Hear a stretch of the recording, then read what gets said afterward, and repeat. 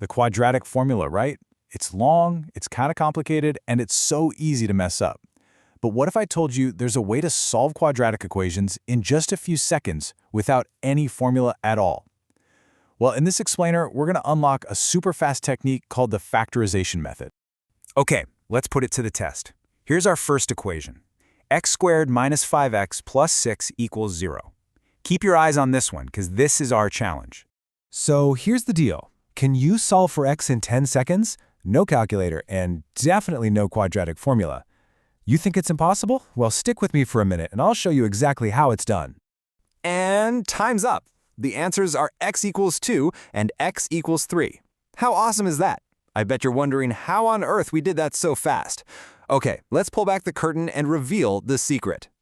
So what's the big secret? It's not magic, I promise.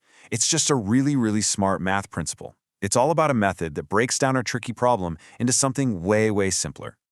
This amazing technique is called the factorization method. The whole idea here is to take our quadratic equation and just break it down into two simpler parts. We call these linear factors. You can think of it like finding the secret building blocks that make up the whole equation. So here's the game plan. We start with the standard form of the equation, the whole ax squared plus bx plus c thing.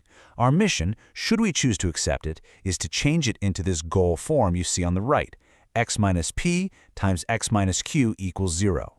Once we get it into that form, honestly, solving it is a piece of cake. Okay, theory is great and all, but let's actually see this thing in action. We're going right back to that first problem, and this time we're going to solve it together, step by step. All right, here it is again. X squared minus 5x plus 6 equals 0. This time, we're going to break it down and solve it together.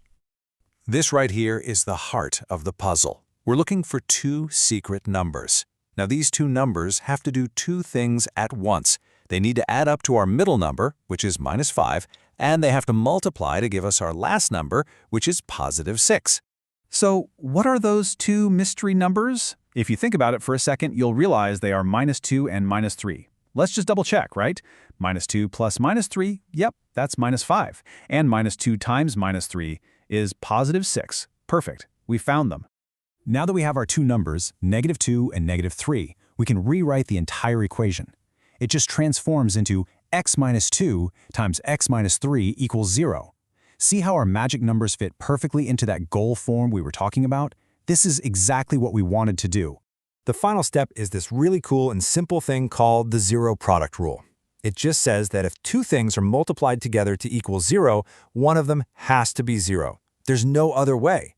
So either x minus 2 is 0, which means x must be 2, or x minus 3 is 0, which means x must be 3. And just like that, there are our solutions. Okay, that first one was pretty straightforward. But what happens if the number in front of the x squared, the a coefficient, isn't a 1? Let's level up and tackle a trickier problem using a method called splitting the middle term. Here's our new problem. 2x squared minus 7x plus 3 equals 0. You see that 2 at the very beginning?